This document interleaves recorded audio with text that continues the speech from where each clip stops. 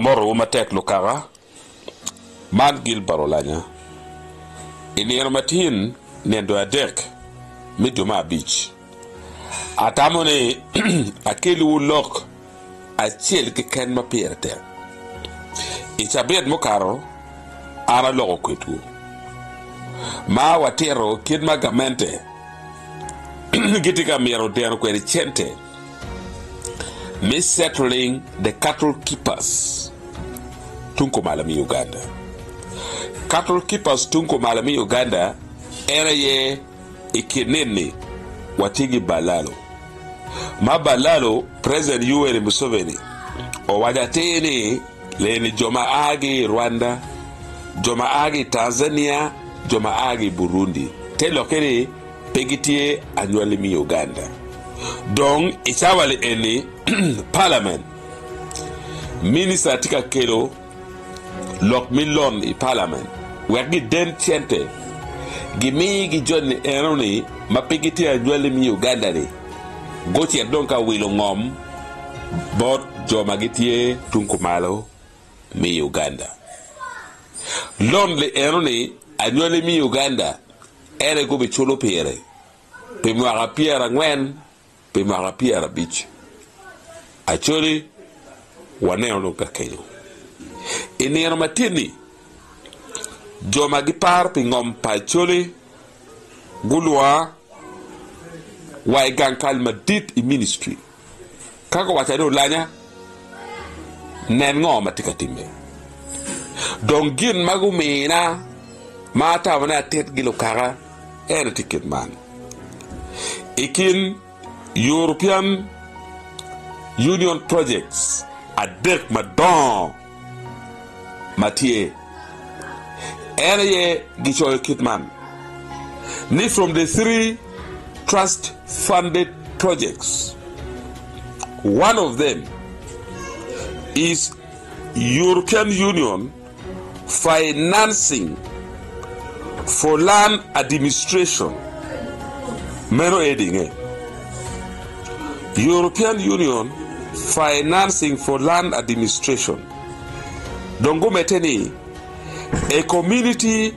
land titling project aimed at issuing community certificates of ownership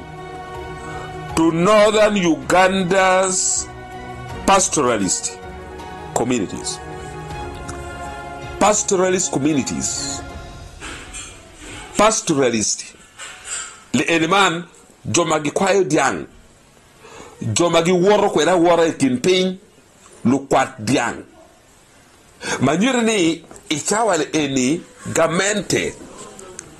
o gamuchente. Mi charo choyo charo miyo customary land certificate board pastoralist board lukwat diang magitika ward tunko malami Uganda. Acholi wabere mariak chuga eduario adek mukarangit ka wiupo gankal manero lokum ngom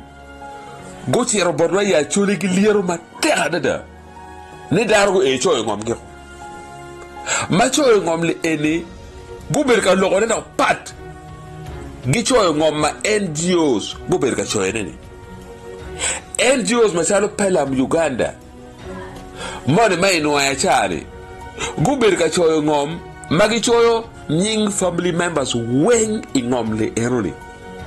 ento le eni pagankal mingom ma agi Kampala ni gen gitika wachini darum yergu cho ngom kari id ngara chel geken la bolle ka warati family kari ginyi Olanya Gilbert tiken iromo choyene sigi mi certificate of land ownership. Lutua telo keni gankal madit madana lokum choyo ngom. Ichawale eni dongitika miro chao implementing NCN mogo gamogi bot EU li eni European Union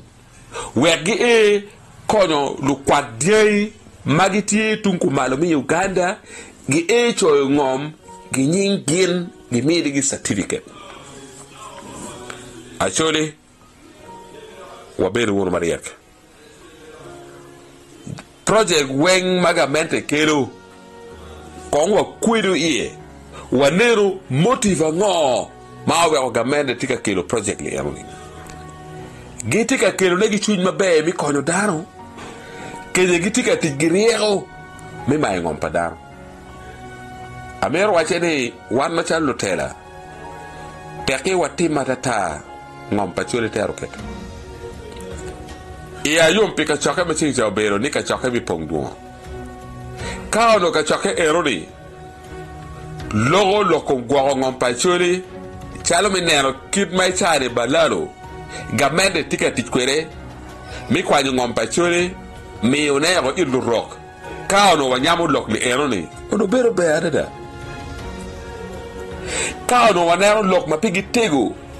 chalo lokom to maka mai charo jora ngayo daro matika beta nyim lori beti tiri no bero be adada cha lego dior kaka chole e chawale eni wacha go lok mapigi tego makwara kum le teroa teke wate madata wa ngom pa cholo chero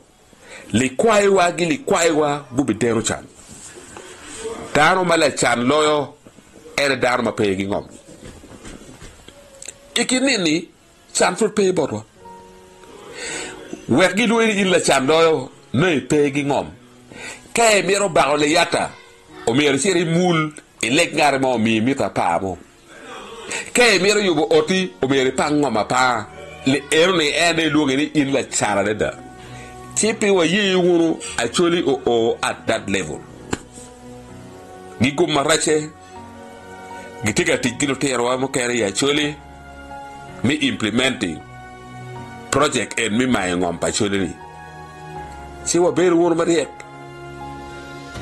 wan ma chalo tela mo kene wa mete gi lok wa bible gi choere lok odaro ginu mi lobotieni luba mi polo ruba o loga o wego daro tie o wego lobotie i parliament wa chero kan lok ere gin ma pera tek loyo lok ere yobo jemi weng si atabana titiwu wego ngi ngo matika biro ara foyo